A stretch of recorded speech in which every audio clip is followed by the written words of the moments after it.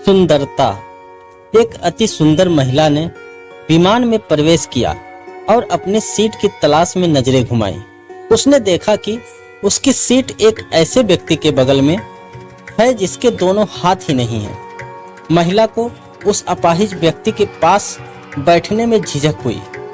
उस सुंदर महिला ने एयर होस्टेस से कहा, मैं इस सीट पर सुविधापूर्वक यात्रा नहीं कर पाऊंगी क्योंकि साथ की सीट पर जो व्यक्ति बैठा हुआ है उसके दोनों हाथ नहीं हैं। और उस महिला ने एयर होस्टेस से सीट बदलने हेतु आग्रह किया।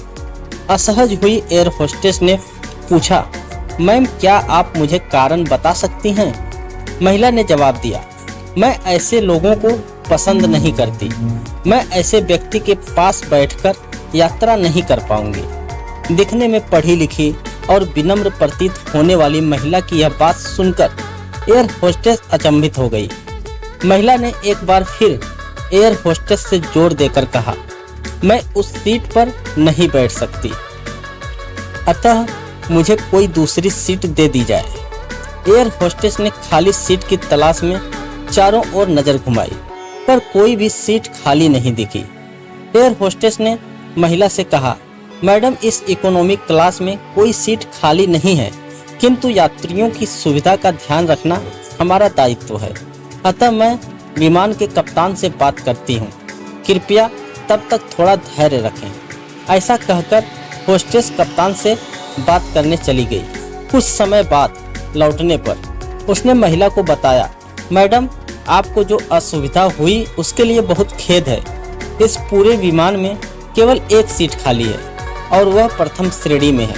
मैंने हमारी टीम से बात की और हमने एक असाधारण निर्णय लिया है।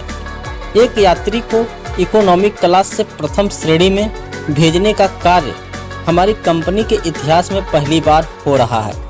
महिला अत्यंत प्रसन्न हो गई, किंतु इसके पहले कि वह अपनी प्रतिक्रिया व्यक्त करती और एक शब्द भी बोल पाती, एयर होस्टेस उस अपाहिज और दोनों हाथ विहीन व्यक्ति की ओर बढ़ गई और विनम्रता पूर्वक उनसे पूछा, सर क्या आप प्रथम श्रेणी में जा सकेंगे?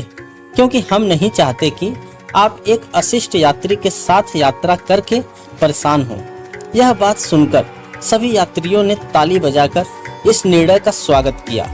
वह अति सुंदर दिखने वाली महिला तो अब शर्म से नजरें ही नहीं उठा पा रही थी। तब उस अपाहिज व्यक्ति ने खड़े होकर कहा, मैं एक भूतपूर्व सैनिक हूँ और मैंने एक ऑपरेशन के दौरान कश्मीर सीमा पर हुए बम विस्फोट में अपने दोनों हाथ खोए थे। सबसे पहले जब मैंने इन देवी जी की चर्चा सुनी तब मैं सोच रहा था कि मैंने भी किन लोगों की सुरक्षा के लिए अपनी जान जोखिम में डाली और अपने हाथ खोए, लेकिन जब आप सभी की प्रतिक्रिया देखी तो अब अपने आप पर गर्व हो रहा है कि मैंने अपने देश और देशवासियों के लिए अपने दोनों हाथ खोए।